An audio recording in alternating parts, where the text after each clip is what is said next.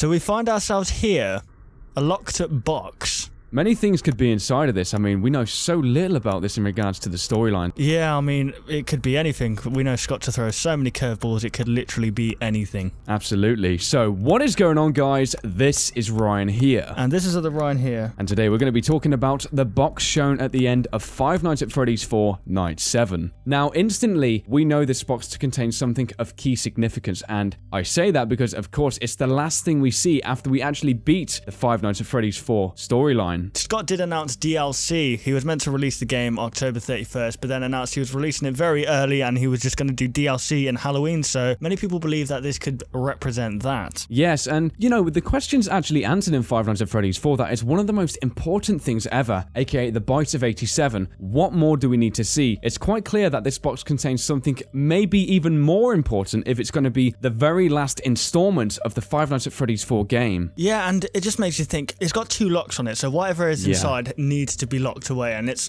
needs to be caged away. Yeah. I was going to say, man, like, you see normal protected items and one lock will suffice, but it's quite clearly whatever is inside this box, it needs to stay confined within it. Definitely, and we just need to think about what we haven't actually saw in Five Nights at Freddy's 4. Yes, I think before that, we actually need to speak about some things in regards to this box. Now, we actually see this box only on its own. We don't know its scale, its proportions, the floor underneath it seems to be fairly bare. I mean, I think the closest hint we can get to the scale of this box is actually something we see on scottgames.com in the plush trap teaser image. Believe it or not, guys, there may be this box in the corner where the light is actually hitting the floor on plush trap in the right hand corner. The circular pattern on the floor where the light seems to be beaming through the windows is slightly cut up, and you can kind of see almost a perfectly parallel line cutting through that. And, you know, we may actually be able to speculate that the box could be sitting right here, but we still can't see really anything. And, you know, this whole plush trap character is still a very big mystery to the series. So, once again, there's 2 big mysteries entwined there. Yeah, and it just makes you think, obviously, you're saying some things are best left forgotten. Yeah. Just makes you think what the hell he's referring to here. I mean, yeah. Because obviously it's something we haven't actually seen in Five Nights at Freddy's 4. Maybe it's a completely new thing we're going to be introduced to, which will completely throw a spanner in the works. But yeah, I feel that it's going to be very important to the story, whatever it is. I mean, yeah, we have to think what we've seen so far. As said before, the Bite of 1987. That's been one of these huge mysteries that we've always wanted to know the answers for. And we've got to think now, guys, like, what else do we really want to know? Off the top of my head, I can think of 2 things. You know, who committed the murders within the Freddy Fazbear's Pizza establishments over the various eras of the actual establishment's lifetime, and also the origins of the puppet, because while some minigames in Five Nights at Freddy's 2 seemingly hint towards what actually created the puppet, we still don't have any definitive answers as to maybe what caused this to happen. You know, what was the significance? What made this guy commit the acts he did? Yeah, exactly. We don't know nothing about the purple guy. All we know is that he killed 5 children. Or, you know, there could be some kind of motive behind it, or it could just him being a serial killer, but we do need to find out. Absolutely. And I think the final thing we should definitely think about here is if it's something that's being enclosed within a box, it's quite clear it's an object of some kind, or maybe some kind of animatronic, and or something else. Now, this is the kicker, guys. I honestly am speculating that maybe this box could contain the puppet, and the reasons for that is because, of course, he is just a marionette, which basically means he can be controlled by a marionettist, excuse me. Yeah. And he's string controlled, so if he's not an actual animatronic and there's no endoskeleton within, there's no reason why if he was to be placed downwards inside of this box, he couldn't just compress. I mean, he's within a fairly squared out box in Five Nights at Freddy's 2, and he's a huge animatronic, isn't he? And if he can kind of fit in a smaller box, it's quite clear he can fold, he can bend, he can do all sorts of things. Yeah, definitely. And we know that obviously after everything, this came after the Bite of 87, meaning that the puppet was still around during the year of 1987. We know that, but maybe something was found out about the puppet. Maybe someone found out it had like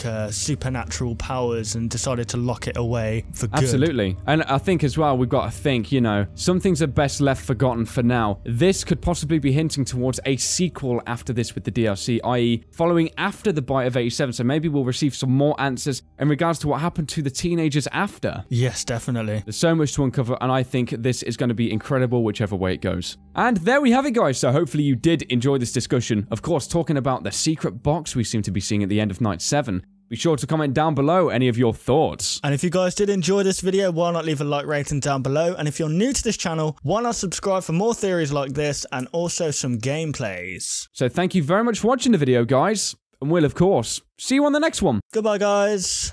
Want to see even more content from us? Consider liking and subscribing to ensure you'll see all content in the foreseeable future. And hey, why not check out our past 2 videos?